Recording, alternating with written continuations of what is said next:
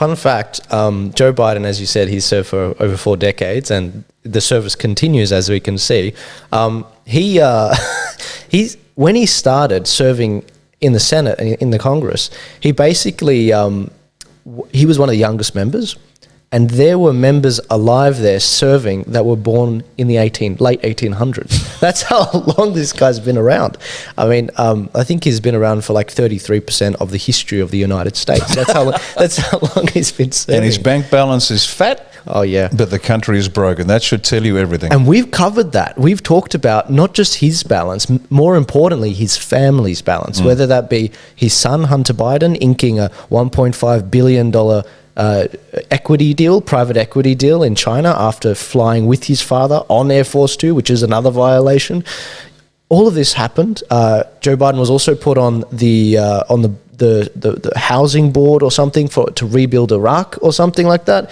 And his brother at the time was also awarded a housing contract in Iraq. It's the contracts. If you want to know, follow the contract. And look, if you want a bit of an insight, and I wasn't going to mention this, but if you can find an old series called Boss with Kelsey Grammer, and Kelsey Grammer plays the corrupt mayor of Chicago, but that's a tautology, I repeat myself. Have a look at that show. It's extraordinary. It came out many years ago now. But the series, it was cut short, and I think it was because it was cutting too close to the bone. But if you understand the real purpose of politics, you've got to watch that show. It's a little fictional insight into the grubby nature of real politics. So ramp that up a large level and go to the Biden level. And goodness me, it's the contracts, it's the flow of money. That's it. Yeah, the Clinton organization, this is the analogy I use. The Clinton organization, the equivalent for Joe Biden is his family. Because what he does is he gets these deals for his son, for example, $80,000 a month to work for a private gas company in Ukraine. And then what he does is that child will pay all the bills.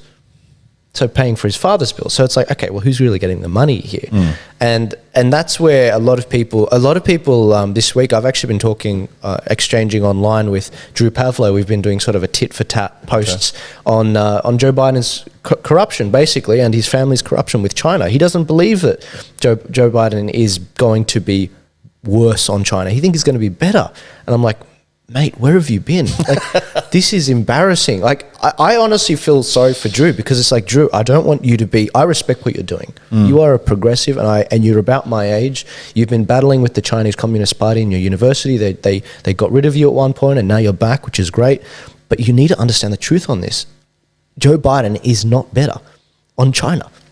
He will not start a trade war with China like Trump did. He's not going to bite the hand that feeds him. Absolutely. And again, the reason this is interesting, because what happens in the US affects us. But if you understand the game, then you can see what's happening here in Oz.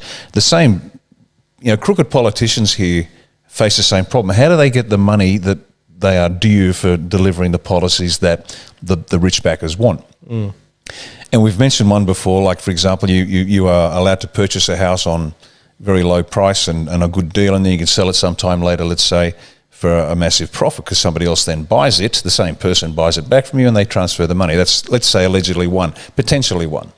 Another way is, and this was a popular method of a politician some decades ago, a company might want a particular policy. So what would happen was, this politician would make a public statement.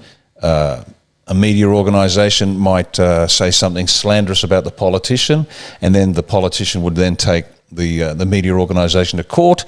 It'd be in the court for some time, and then they'd settle privately. And the media organisation would acknowledge, yes, well, I'm sorry, we probably went too far, and there's a private settlement, so we can stop the legal action. So it was a kabuki theatre. It was a performance piece. It was a pantomime. Yeah.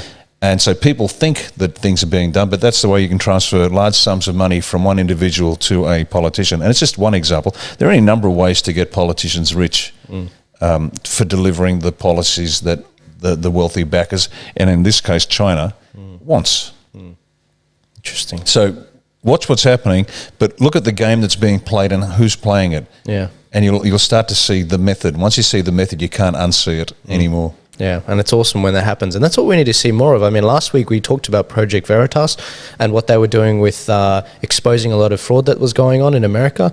that is amazing. It is amazing citizen journalism, and we want to see more of it. I mean, that's what we want to see in Australia. Well, do you remember you asked me what's the future of media? And I said, you are.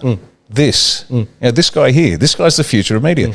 And you get to choose because it is genuinely a market-driven event. Joel survives because he delivers value, you like it, and you're happy to pay a couple of bucks a week to keep it going. I mean, how cool is that? That's awesome. And this is the future. And what I love about Joel is he's happy to see. Here's one metric: the truth. If it's the truth, it's in. If it's not, it's out. That's as simple as that. And you guys pick up on it. And so he will deal with the progressives, with the left, the right, the middle, the in between, the up, the down, the black. He doesn't care. He just pursues the truth.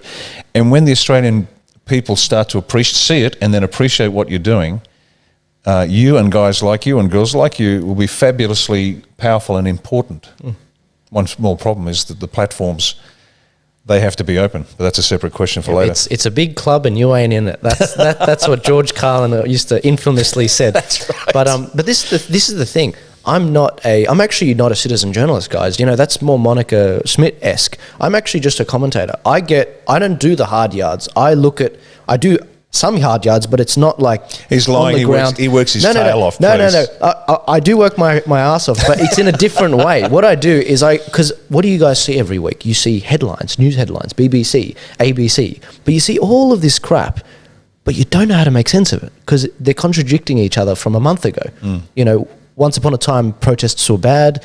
Now they're also bad. But with the Black Lives Matter protests, for example, they were saying that violent protests are the language of the unheard. Now, what did they say when Trump's people supposedly stormed the Capitol? They say, "Oh no, this is the worst thing that's ever happened. It's never been burned down since the doors haven't been breached since the UK came back and tried to take over us."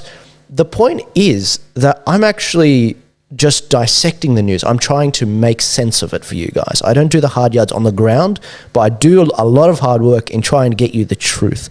And that's why when people insult where I'm coming from, you say I'm a plant, that's where it's like...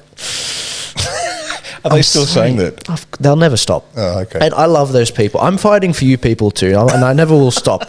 But you need to stop trying to be the one that's the first one to say, Riccardo's a plan. I was the first to do it. I knew it from the start. For whom are we allegedly working? I'm fascinated because they're not paying very well, let me tell you. They don't. They take it. I mean, the audience takes care of me, but there are some people out there, they are just happy throwing stones. Get off your butt and do something. Don't trust the plan, be the plan. Stop looking for the next plan and the next best thing. Actually get something done. But let's look at how Antifa actually appreciated Inauguration Day.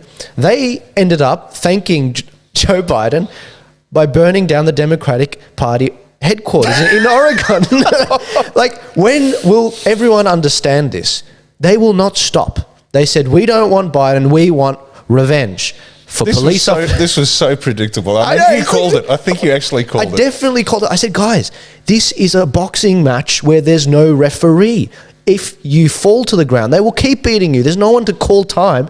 They'll keep beating you until you're dead and everything you love is destroyed. They said, we don't want Biden. We want revenge for police murders, imperialist wars, and fascist massacres. This is the people you're dealing with. And once you recognize that, then it's like, okay, it's a different game we're playing. That's completely different. So if you thought this was going to be over just because, just elect Joe Biden, we don't want to see any more riots and Black Lives Matter, this is the result, guys. I'll be fascinated to see how the Biden administration deals with this. Well, you know what's funny, Riccardo? they're cracking down on it. Oh, really? Yeah. Shock horror. Trump didn't. I know. Well, this is the thing. Trump, he touted possibly bringing in the Insurrection Act, but he didn't want to do it because all of these states, they were actually in a situation where they would have come down on him and said, no, Trump's a fascist, this and that. So they were trying to bait him, so they just sort of let it go. I think this is a replay of a similar strategy employed by the Nazis back in the 30s. There was the SA, which was Hitler's private army. They were the brown shirts. Brown shirts, stormtroopers. And they provided the muscle on the street to bring Hitler to power. But then the SA became a bit of an embarrassment because they were too strong. Ernst Röhm, who was running it, was getting a little bit too powerful. But Hitler, being Hitler, was a little worried because Rome was a very loyal guy, but Hitler couldn't handle the fact that Rome was was in his own right extremely powerful. And so one night when Rome was out with his boyfriends having a wild weekend of sex, Hitler sent the guys around to take out the leadership of the SA and destroy the SA.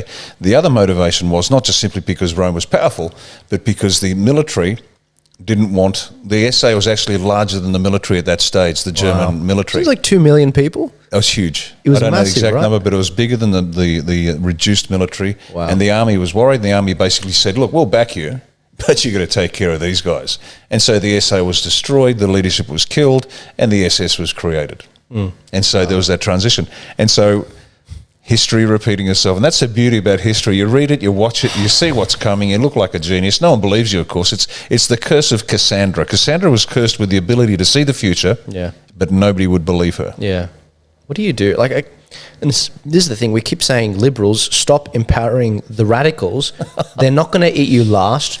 They're eating each other now. Right now. What was it? Antifa? You know, this is funny. Antifa at Berkeley University, they had this spray painted on the wall. I remember seeing it in 2017. They said, liberals get the bullet first. Well, this is what happens when Biden gets in control.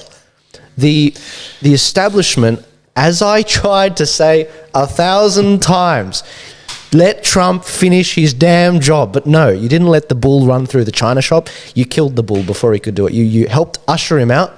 Then you got thrown out. Now they are boarding up the windows and the doors, and they don't want anyone to get into the ivory tower again. That's where we are. So well done. I don't think it's irreversible. I think we can reverse this. Oh, nothing's irreversible. Nothing. Absolutely. Everyone should relax. We're going to talk more about Trump and the future shortly, but relax. Nothing's irreversible. Yeah. Nothing at all. Yeah, but the reason why we make these points, guys, is because you look at the accuracy rate, and then you start to work out who you should actually be listening to. And once you work that out, you save a lot of heartache. See, how many times has the media lied to you guys, yet you still listen to them? I listen to them so I can tell you their lies. But you guys, I make it easy for you. I make it very easy for you. In honor of this historic inauguration, here's a beautiful mosaic.